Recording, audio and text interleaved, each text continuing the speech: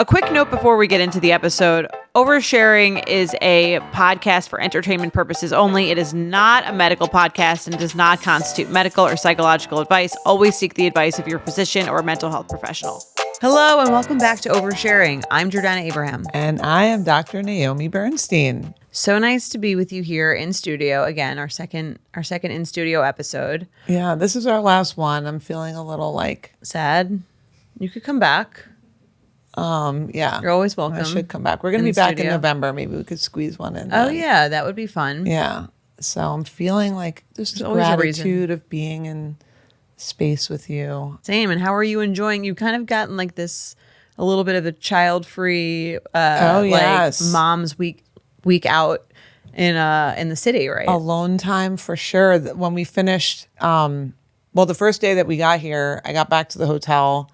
It was super late. And I went upstairs, put my stuff down, and took a walk by myself and got a midnight slice of pizza and just ate it by myself in the pizza place. Very I really don't get a lot of alone time. So it's so funny, the stories that the amazing stories that parents will tell you, and it just sounds like they were just got out of being held hostage, and sounds like what a POW would say. Got a shower, it was hot. Yeah, got a bed to myself. I was alone eating a slice of pizza, and it was incredible. Yeah, so that wasn't the highlight, but that was the start where I was like, this is great. Mm-hmm. And then I have a very dear friend in from college who I'm visiting with, and we have just been catching up and walking the streets of the city, and we had a plan to go out to dance, but we ended up just walking all of Manhattan and talking and getting a drink. So it was, it's awesome. I like being in the city for 2 days. Yeah, I think it seems like you're making the most of it. You're out and about. Yeah, this is a good time. Yeah. So walking through Manhattan, the smell of weed fills the air. We had to do a little bolt in front of, we were just getting contact high from this guy in front of us. But it is pretty cool that it's legal and people can do what they want. Although I guess, maybe overindulgent at times. Well, I guess that's all of New York. You can pretty much get anything at any time. Texas is not like that. In Texas, they have a thing in the schools. They have a hotline that the teenagers can call to rat each other out if they're smoking weed. Is that I feel like that's a Gen Z cultural thing where they're just they're very anti anything fun. I don't know what that is. Maybe it's just a Texas thing. And I don't know if it's alcohol or just drugs, but I was shocked. Anonymously narc on people? Anonymously narc on other high school kids, which I was really surprised by. Big brother. Yeah. But that's a thing. Wonder who's calling that. I guess if you felt really... It's for kids to do it for other kids, not even parents? Yes. Interesting. I guess maybe there's some positives in that, someone's pressuring you to do something you don't want to do. Right. Or look, I think some kids, I guess also depending, are probably a little freaked out or weirded out or kind of I'm not ready for this. And sure. But also, how do they know the kid's telling the truth? Yeah. I don't understand how if the kid's just no, I didn't. Right. Then what? And also if you don't like someone, can't you just call and be I think it's a drama breeding ground. If someone took your boyfriend, you can call and rat them out. Right. I'm very curious what the other end of that phone line is. I think if they're selling drugs, that feels like something you should be able to call in about. But and that's more enforceable. You can check their backpack and right. Or if someone's buying teens alcohol. Yeah. Yeah. I don't really do. I don't really smoke anymore. I used to it's weird. I used to in college all the time because there was just nothing else to do in summers between college. Right. We used to just ride around in a car and smoke. And I get a little anxious from it. Many people get anxious from it. Yes. But I also don't like to be, I don't like to miss out if it's that's the activity. Yeah. So I don't know. I feel with drinking, you can kind of know how much you're drinking. Yeah. With each thing, with a gummy, it's you could be a little buzzed, or you could be completely on a different level. And I haven't done it since I was out. I had any of you up listeners will remember this because there was a period of time that I had a lisp on the actual podcast. Can we hear it now? Can you do a reenactment? I can't because my braces I got my braces removed. So unfortunately, I don't think I'd be able to do it in an authentic way. Oh, okay. But I got these braces. I didn't really do that. It's just like very irresponsible way of going about this. I didn't really think that much about it. I just decided to like, when you're in your prep to your wedding, you're just kind of like trying to look as beautiful as you possibly can. Yeah. So it's like, now seems like a good time to fix like a few crooked teeth. So I got these braces that were on the inside of my mouth. Like they're called like in braces. Right. You can't see them outside, Right. but they're behind your teeth. Right. And that's great for like going around not looking like you have braces. But the negative is that it creates, which I found out after, like And nobody mentioned it. No, they said it would like be like a day or two. It was like 3 months. Oh my gosh. So basically, And you're a podcaster. Yes, and I'm a podcaster. So you should have seen like the first day I was like, I had it on talking to Jen. I start speaking. He just starts laughing hysterically at me. Oh my gosh. So yeah, the negative was that you had these braces, but then eventually like I learned how to like move you get used to them and you learn how to like move your tongue around. Right. To not to like lessen the lisp. It was still like there, but it was like you kind of had to really listen to hear the lisp. Right. At a certain point. But one night I was out with Mike and a bunch of friends and like everyone was like, we were going to a restaurant. Everyone was taking these edibles and I'm not a big edible person, but I was like, I don't want to be the only one here with like just watching all these people on edibles. Right. So I took one and I like could not control the lisp. So it was just like, and then I would speak and everyone would laugh. It just and then came back. Right. It was gone and it just came back. It came back. I guess my like tongue was like more like slowly moving or like unable to control like my mouth movements in the same way. Oh my So gosh. when I would speak, everyone else is high and hysterically laughing. Hysterically laughing. So then I like spent the rest of the night just like trying not to speak like as much as possible.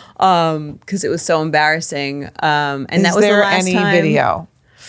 I'll have to ask the I would love to see that. the group, but yeah, that was a I had a new appreciation for anyone with like a speech impediment. Yes. Because this was like, at least I brought this on myself, but like many people just like are unable to control the way they say certain words. And when I couldn't in the beginning, I was like, this is like really frustrating because like you're really trying and you just can't make the sound on like the S or whatever it was. And everyone like, I mean, maybe people laugh at you less if it's not like your wedding braces. Right. Like it's kind of cute when it's like a little kid, but like Yes. sometimes people have it in adulthood. Yes, it does give you a different empathy because that must be so frustrating. Or like if you have a stutter, Right. Like, just really always try to be patient and just like, it probably affects your whole personality. Like if every time you talk, it's like Totally. You know. And people are mean. I remember someone wrote a you up. This was before we had oversharing. So I'm sure they would have gotten that there. Someone wrote a whole like Apple review in a lisp voice to make fun of me for the lisp. Oh my gosh, that is so mean. It was so mean. It was like so also mean that it was funny. kind of like I remember I was like working from home. I think it was like COVID-y at the time, and I like I'm saw the so review. annoyed with Jordana's Yes, list. seriously, like, the whole review. I cannot even listen. in a lisp, and then I like showed it to Mike. I'm like, this person really hurt my feelings. Yeah. Oh, well, look, you did bring it on yourself. But yeah, I there did, are yeah, it was people out my- there that can't control it. So Yes, in my vanity, I had created well, there some. you know, go. Narcissist. Yeah, well, it does happen sometimes where it's like you do something to improve, like whether it's like a Botox or like a little like procedure or like a thing, and you wind up looking like a monster, and then you're like, I could have just like not done this. Yes. and no one would have. So No one would have noticed the other like Right. slightly crooked tooth, but here I am, and are you I happy wore with your them. teeth? Yeah, They look beautiful. thank you. I wear my retainer every other night. That is honestly, I tell my kids this. That's the biggest regret of my life. That you stopped wearing your retainer. Yes. Your teeth are pretty Wear straight. your retainer. For anyone watching on YouTube, your teeth are very straight. Certain actually. angles, they're not great. You have nice teeth. Stop looking at me. But yeah, the thing is with braces is that they don't also really tell you when you're getting them is that you have to wear a retainer for the rest of your life. Otherwise, it just goes back to being crooked. Yes. Which, I had a permanent retainer, like what you're describing on the inside of my teeth for a long time. And eventually it like needed to be redone. And I didn't really, like, they don't tell you There should be like a lifetime care package. plan. Yeah. Which there wasn't. I mean, I think my orthodontist is probably dead. Yeah. Well, it was funny because like you had braces when you were like a teenager, but our mom had 8 kids. And so I think she was like, you and Adam, our oldest brother, got braces. And then she was like, all right, the rest of your teeth are fine. Yes. She saw like how expensive it is. You guys were the only ones who got them. The lower 6 were like, your teeth are fine-ish. That's fine. what we get for being the trailblazers of the family. By the time the youngest was born, they were like, no, it didn't matter. It didn't matter if you had teeth. It was fine. You have teeth, that's enough. Yes. All right. Let's get into our episode. If you guys have a voicemail that you want to call, you can leave us a message. We love listening to your voicemails. You can call at 646-363-6294 or email us your questions at oversharing@betches.com. Also, if you want to subscribe, if you haven't subscribed, definitely do so. You can do it right on Spotify or on Supporting Cast. And you also get the episodes ad-free and a day early, as well as 2 bonus episodes a month. So think about it. People who subscribe seem to really love it. Yeah, I like the subscription episodes. We take your feedback. The subscription episodes are learning and growth for me. So I like them for that reason. Exactly. We have hard conversations. Yes. And you get to tell us what you really think. And then we listen and kind of respond to it, which is cool. And then real listener interviews, which are my other favorite. Yes. We love that. So, or also you can join one of Dr. Naomi's therapy groups. Where do they find NaomiBernstein.com. All the info's on there. Come join a group. It's a great community. We do lots of challenging exercises that'll kind of push you to really get to know yourself and kind of growth through discomfort and comfort in group and support and all the good things. So NaomiBernstein.com, find me there.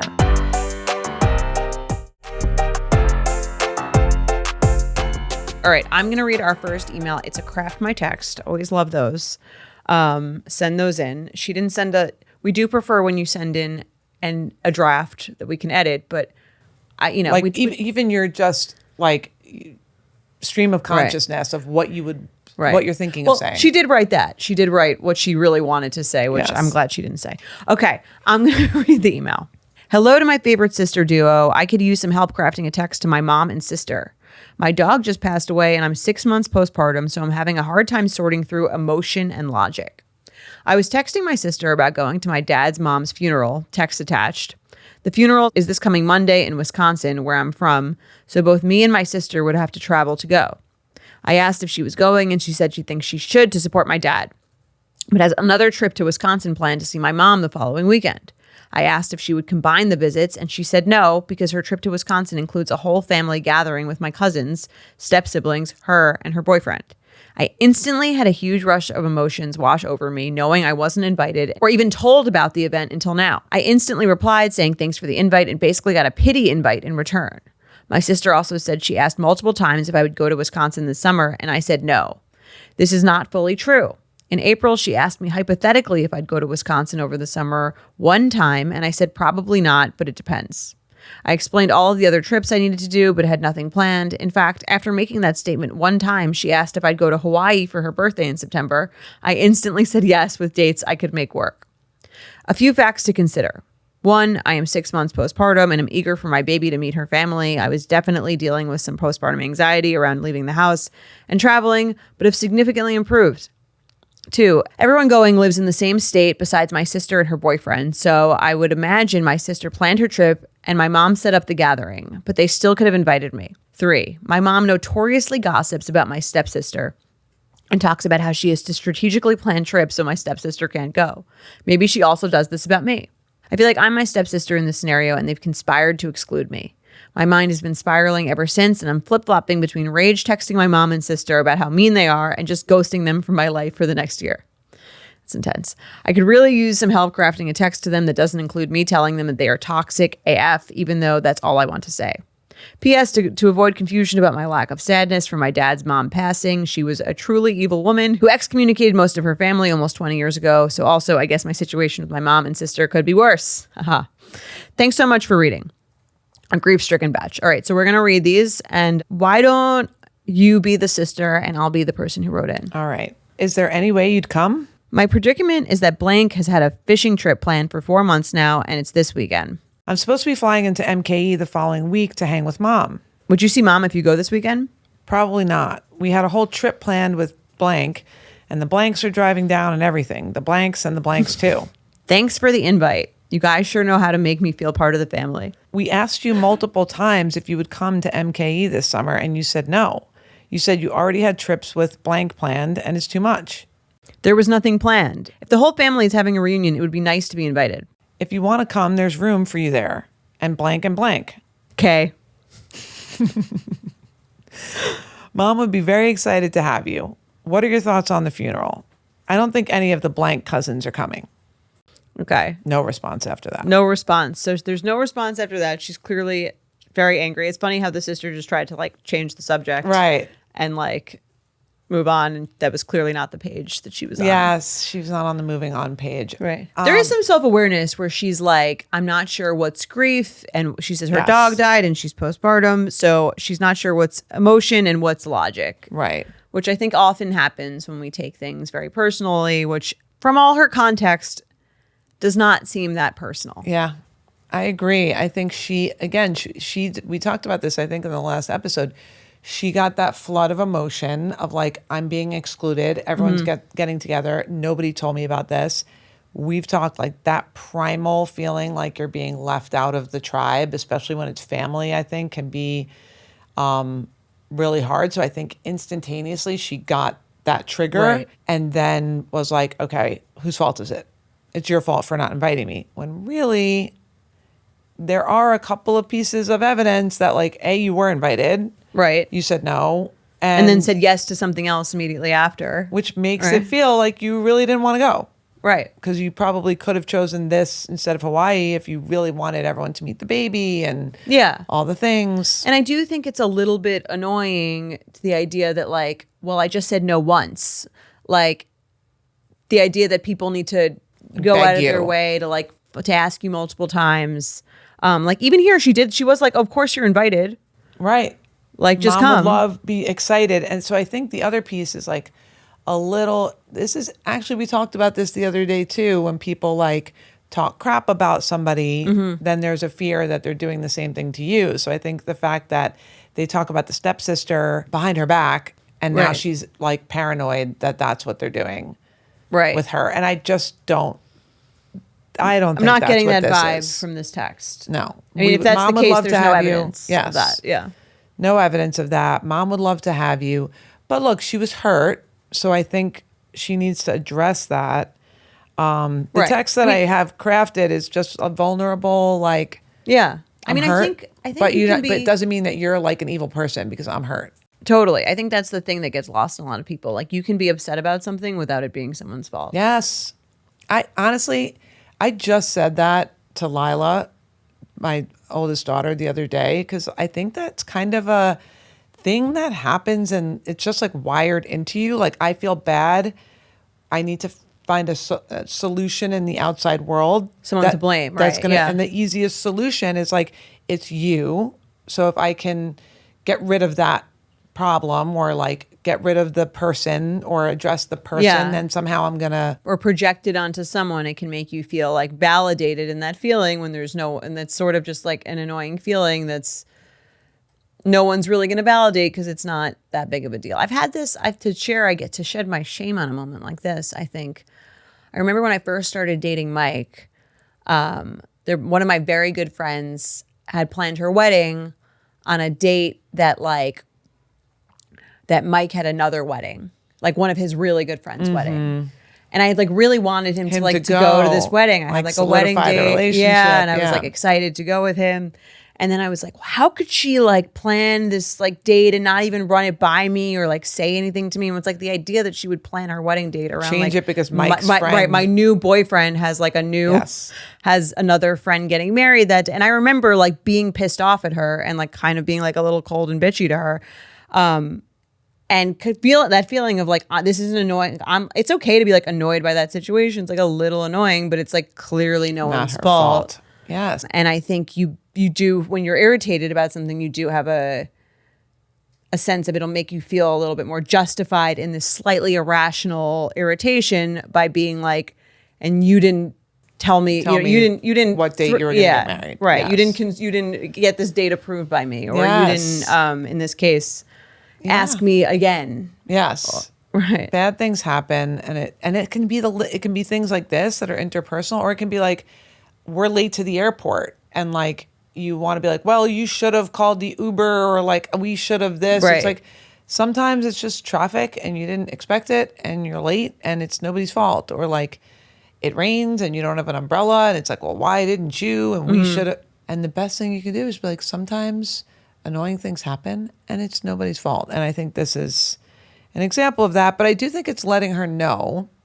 it's letting the listener know that like, and this is an opportunity to share with her sister and her mom. Like maybe because she has a new baby, she is craving a little bit more connection with them. I think that can change the dynamic. Definitely. With your family sometimes. Like it's not just about me, it's about you now having a relationship with my baby. And maybe she said no, but she really regretted that. And you know, I don't know if she wants to go there with the text. Like I know I said no, but I actually am feeling a little regretful that I did. And you know. And she could, here's the thing, I think her ego is getting in the way of her going if she actually wants to go. I don't even know if she actually wants to go. I think she just wanted to be invited. Yeah, I don't think she actually wants to go either. Because it seems like if she did actually want to go, she could still go. Yeah. And she probably should, if this is a real, like, I want to be closer to you, which she kind of says, but maybe that's just a justification. Right. So what's your text for her? So the text that I crafted for her is just leaning on vulnerability. I do understand why you'd think I wasn't interested in coming, but I do feel excluded since it was a big get together with everyone that I didn't know was happening. I guess I feel like maybe y'all just didn't want me around, which might just give the sister an opportunity to say, yes, we do want you around. We love you, something kind, and then we can move along. Right. I like that. I would almost like preempt that by saying like, I know it seems irrational. Irrational, yeah. Because I think it...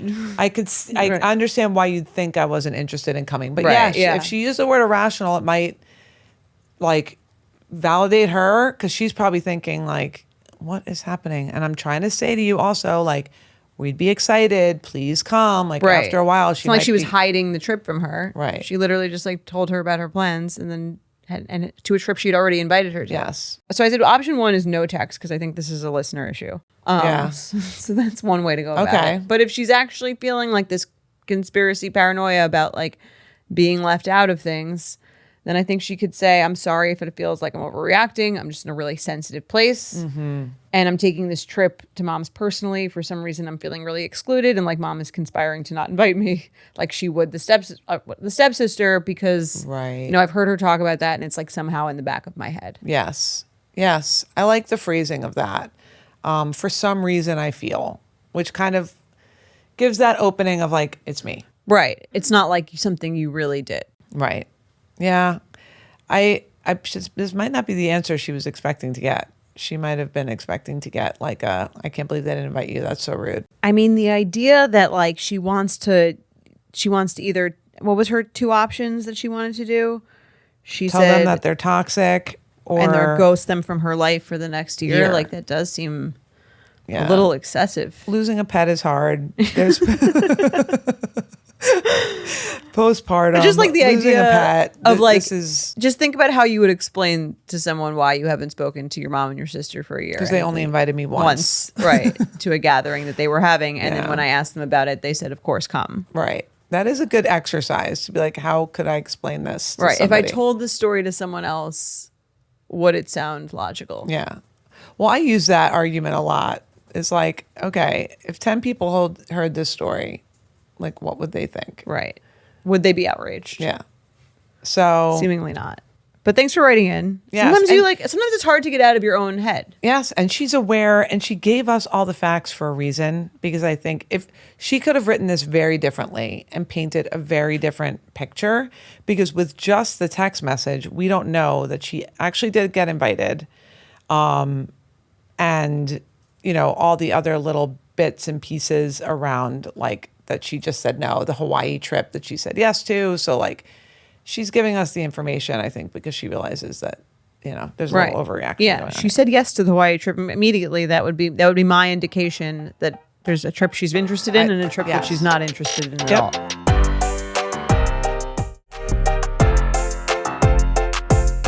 Let's do a Betchicist. Do you want to read this one? I will read this. Hi, Dr. Naomi and Jordana. I'm a big fan of the show. Everyone in my life has heard me talk about my therapy podcast at some point. Awesome. I find the discussions you two have to be so insightful and real. I've been listening since the show started, but this is my first time writing in or writing into any show for that matter. All right, bring it. I come to you ladies with a Betchicist scenario. Basically, back in February of this year, I was blessed enough to get tickets to Beyonce's Cowboy Carter tour during the pre-sale. So many of these things come from like concert ticket things. Yeah. It's like the experience feels so special. The money is like a lot. Somehow there's morality tied into all these things. Yeah. I immediately invited a close friend to the show, but she was reluctant to agree to go at first due to the cost and the fact that she's looking for work at the moment. I was generous. If she does say so herself, yeah. Yes. I was generous and said that it was more important to me for her to go to the show with me, especially since on my end, the money had already been spent. I said to, quote, pay me back whenever she could, even if it was after the show, which was about 2.5 months away at the time. Well, it turns out she really took me at my word, since it's been nearly 3 months after the concert and she has not even as much as mentioned paying me back or even the fact that any money is owed at all. I sent her a Venmo request after our initial conversation and it's been sitting there ever since. There should be like a Venmo purgatory thing once it gets to a certain amount of time. Yeah, it lights up. I wish they had it like Duolingo. Do you know what Duolingo is? I know of it. I'm not on it though. What Duolingo is so annoying. You're supposed to, it's a language learning app. I mean, I like it. So if you're from Duolingo, I like it. But it's a language learning app that you get like a streak if you do it so many days in a row. Okay. But if you don't do it, it like harasses you. Okay. Like it actually sends you like emails that are a little mean, like you're being lazy or you don't care about learning Spanish. Yes. And then I don't know how they do this, but the actual icon on your home screen like gets larger and starts like pulsating. Like a tumor. Don't tend to it. Venmo should do that. Like if you send someone a Venmo request, it starts like pulsating in your face, people probably would pay. Wow. Yeah. So yeah, take a lesson from Duolingo. We had a blast at the concert, and I'm trying to be understanding as she's still looking for work, but the main reason this grates on me is that I see her spending money on all other things all the time. For one instance, she's always inviting my husband and I to do things like go out to expensive restaurants or karaoke bars in the expensive city we live in. I said to my husband, if I owed someone money, they wouldn't catch me in the streets, LOL. Of course, I never expected her to sit at home and stare at the wall until she pays me back, but it does feel a little thoughtless at this point, given how much time has passed. The other thing is she's been traveling a lot. She's about to go on 1 2-week-long trip, and then in a couple of months, she's going on a 6-week-long trip. And when she told my husband and I this, she even said, of course, when I get back, I'll have no money, but oh well. Oh well? Oh well? Meanwhile, I'm over here like, well, then it really doesn't sound like you ever plan on paying me back. It just seemed like she has deprioritized this to the point of taking advantage of me. It's worth noting that the tickets were $250 each. Well, that's not nothing. It's definitely something I think she could have paid back by now if she really made a plan to. I've considered talking to her about it many times now, but a part of me feels like this is kind of all my fault for saying, pay me back when you can. And to talk to her about when she is going to pay me back feels like I'm not holding up my word. I've thought about sending a reminder on Venmo, but that feels so passive aggressive and not my style. The whole I'm not working so I can't pay you back thing doesn't really work for me anymore. But I can't imagine questioning someone about their finances. What I really want to say is, how do you have the money for all this travel but still can't pay me back? But ultimately, is it really my business how she spends her money as an adult woman? So my question is this: how much responsibility does a friend have to pay you back in a timely fashion? Did I give her too much flexibility, or was I giving her the benefit of the doubt that a good friend should give? Lastly, how would you handle fronting money or lending money to a friend in the future? Because frankly, the way I feel right now makes me never want to be so generous with anyone like this again. Sincerely, Betch better have my money. Okay. It's funny. She describes herself as generous like multiple times Yes. throughout the email, but it doesn't, the vibe of the email doesn't sound very generous. Is like when you do something with no expectation. Yeah. I think like there's clearly a lot of expectation here. Yes. And I can validate that it is like a little annoying when someone owes you some money. Yeah. And then they're Ignores out, the fact that they owe you money. Ignores it and is out and about. But like she said, she did say, it seemed like the friend was like, I think what she heard was, I don't have enough money to go to this concert. And I think what the friend was really saying is like, I don't want to go to this concert enough to like pay $250 Yes. right now. Yes, it's not, going to this is not worth it to me. Yes. And she sort of jumped in and made the decision for her that it was worth it. Right. She was saying, don't make it, if it's about money, don't make it about money. Right. I totally agree with you. I hate to say this, but I think that this is a learning experience for this listener. She kind of convinced her into it. Right. And she it's up to her if she wants to spend $250 on a Beyonce concert or she wants to spend $250 on ice cream. Like, that's her choice. And I think for her, she didn't want to spend the $250 on the Beyonce concert. You kind of talked her into it. And Right. I think at this point, you might have to just eat it. And I could see why the friend would be like, okay, like, again, I don't really want to go to the concert that badly. You really want me to go? I'll pay you back when I get a job. Right. Like, until then, again, I still don't have a job. I'm still like kind of using my savings to pay for this other stuff. And I still don't want to pay for the Beyonce Right. concert because I didn't really want to go that bad. Yes. And you told me to go. Yes. So I think maybe the compromise is, although I hope it's not in 2 years because then I'll feel like really petty, but like when she gets a job, then you can maybe find a way to ask her for the money back. She could. Or I would you just can eat do it. something else together and maybe she'll offer to pay for it. Yeah. Like take you out to dinner. I think when it comes to like loaning a friend or a family member or anyone you know like money, you kind of have to give it with the idea that you might never give it back. Right. Like you kind of have to just be okay with that. Otherwise, that's how like people get into these weird money issues. Is I think when you do something quote unquote generous and have the idea of like it's going to be repaid to you, and loaning money to anyone, I just think is not a guarantee that you're going to get it back. Yeah. Especially the way this was loaned, which was like, Right. It wasn't like her friend was like, I would love to go. Can you loan me the money? yes, that would be very different. Yes. She said, I don't think I can go. I don't really like have the, what did she say for it? What did she say She exactly? was reluctant to agree to go at first due to the cost and the fact that she's looking for work at the moment. So she was basically saying, I think what she was saying, what she didn't really hear was like, I don't want to go badly enough to pay for this. Right. And I think what the friend heard was, I'll spot you the money Right. until you get a job. Right. Which she doesn't have a job yet. Right. Yeah, which is why I think if you really want to, you can hit her back up when she gets a job. But at this point, it's a lesson learned. And the truth is, it sounds like she already had maybe this is a way that can make you feel a little bit better about it. She already had the tickets. She already spent the money. And that's how she phrased it to her. Right. Like, I'm either going to go alone or you're going to come with me. I mean, I don't know. I guess she could have asked somebody else.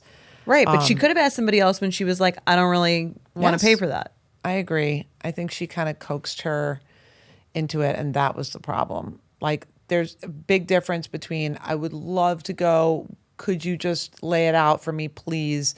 I promise I'll pay you back, is different than, I don't want money to be an issue. Right. Which Because I to might me take that sounds the like, same way. Because don't it's not worry like about it. she's not in a different financial place than she was when you got her the ticket. Yeah. But this is the problem. Like, she talks about, how do you handle lending money? The problem with lending money is exactly what she's experiencing, because then you're watching everything else that person spends money on, and it's like eating at you every time you see them buy a bag or take a trip or go out to dinner, and now it's like eroding your friendship. So I think for this listener, I would just probably not do this again. Yes. And I would consider myself generous for letting it go. Yeah. Because like the bank isn't generous for lending you money. Right, right. Like the bank Right. is lending you money and Yes. expects to get paid back, back. and they owe you more money every time they don't pay you back. Yes. And that's not like, that's kind of how she's acting more like the bank than like a generous Yes. friend who's like, I'm going to cover you for this ticket because I already paid for it. Right. Generous is giving, I think, not like giving and then expecting it back. I agree. So Sorry. you either get the title of generous and you drop it, Yes. or take it. you get the title of getting your money back and Right. ask for like it. as if nothing happened. Right. All right. Good luck.